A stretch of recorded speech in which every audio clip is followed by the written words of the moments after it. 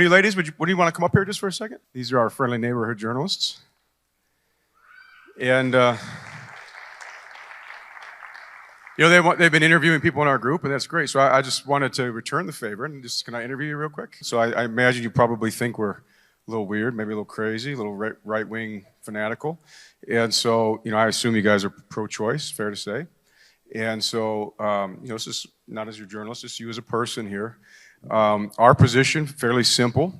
I think the ladies here would say the same. We believe when a mother gets pregnant, my wife is pregnant right now, that's a precious human life. It's a little human being. Small, developing, but it's valuable and should be loved and protected. So what's wrong with that argument? There is nothing wrong with that argument. Okay. It's not the only message you have, right? That's not the only message we have, no. You said that's not the only message we have.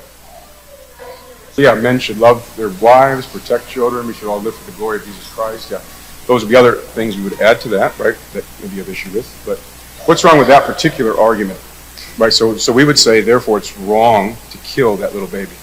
That that's a morally wrong thing, a violation of the law. As a journalist, it's sticky to sit here and talk about our personal beliefs. I could easily have been someone standing with you guys protesting at abortion clinics and vehemently believing that, abortion at any stage is the same as murder. I don't believe that at any stage it's the same. But it's just an accident, I guess, of how I was raised. To me, there is a difference in development. And there's also a stickiness when you talk about life absolutely, a human absolutely begins at the moment of conception. Sperm is alive. When you talk about life, Sure. it's very unclear what. When do you think human life begins? When did your life begin? When did you become a valuable human being? It's a good question. I don't know exactly how to answer that. And Okay, so wouldn't you think if you didn't know, we would err on the side of caution, err on the side of preserving life? This is such a divisive issue for a lot of people. Yeah. So when would you say human life begins? I don't know. I don't think any of us can know that. So for sure. How could you support killing whatever that is in the womb if you don't know whether it's alive or not? It's a good question, and one that I'm not prepared to answer. I also think it's really hard to legislate morality when not everybody has the same religious beliefs, and we don't want to force our thoughts on you. Do you agree with laws against murder? I think it's good Yes. that the state says you cannot murder. Okay, so we can agree if this is a human life that is inside my wife's womb, for somebody to kill that little baby would be wrong, and the state has jurisdiction to say you can't do that. Would you agree with that?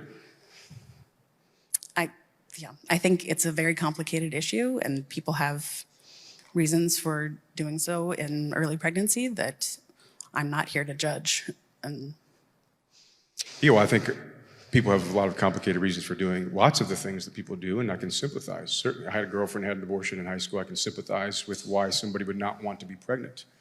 Of course, but doing right has to be weighed against that. That's what moral virtue is, right? It's doing right despite the difficulty of doing right. That's what makes it virtuous, right? And so protecting your own child, and that's about as foundational to moral, I would say moral virtue as could possibly be the case. The duty of a mom and dad to protect their own child, right? I hear you. And that's why this is such a divisive issue for a lot of people. Yes, wait, I've embarrassed you long enough. Thanks for coming up. I put you on the spot. Give a hand. Any concluding thoughts you want to say? I'm just thinking there are other policy avenues that would save babies. Yes, this is a prosperous nation, and there could be access to healthcare for everyone, but there isn't, especially in a lot of communities and rural areas. That's all I'm saying, is that there's more avenues, which doesn't mean that this is not one. This is one for sure. And that's a place the Christian church has filled for a long time. Christian churches have built the first hospitals in the world, first orphanages, the whole idea of universal human value, caring for the poor. He's a doctor who's traveled the world. They're helping to provide medical care, food, to impoverished communities and around the globe. And that's what Christians have done and do, and adopted children, and as have many here adopted children, June and Byron back there, many that we know. So yeah, I think a part of what we do, it's not just, hey, you're murdering babies, stop. It's, hey, how can we help you, right? The guys that are at the mills faithfully, those of us that are out there doing this in our local communities, we're saying, how can we help you? As opposed to, say, the clinic escorts that claim to be there to help women. We watch them as they usher women into the clinic. They don't get their names. They don't talk to them about what's going on in their life. They don't know if there's a domestic abuse situation, no idea. They kill their baby, get their money, and then send them on their way. We're out there pleading for the lives of that children, but also to try to get a relationship with that woman to say, hey, what do you need? The clinic we were at, just right a few doors down, is a crisis pregnancy center. With all that help, all those resources that are donated for free. Christians are there providing those resources. Churches are coming together to say, what do you need? We're here to help. What's the situation? We'll walk alongside you, right? Christians are doing that. Churches are doing that. Pro-life, abolitionist Christians are doing that, right? And that is an important part of it, right? So, anything else you want to say?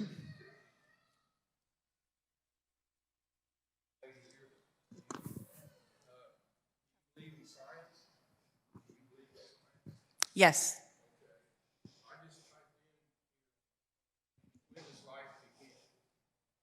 So I looked it up, and when does life begin?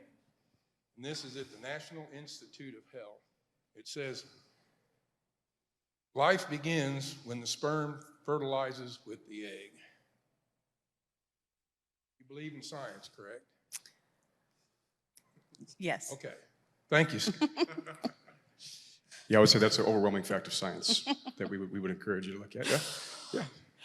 It's when human life begins, right? A young lady walks into an OBGYN clinic, gets a pregnancy test. What do they say?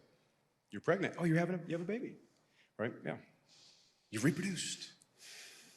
Got a little life in there. You're with child, right? All that terminology. Yeah, I think we know it's a baby. It's a valuable life, right? We just say, let's protect it. Let's love it. Let's do the hard thing, and let's love that child, right? All right, thank you for coming up here and let me embarrass you. And that was very spontaneous, but I just thought, hey, we'll give you a chance to say it. Anything else you want to say?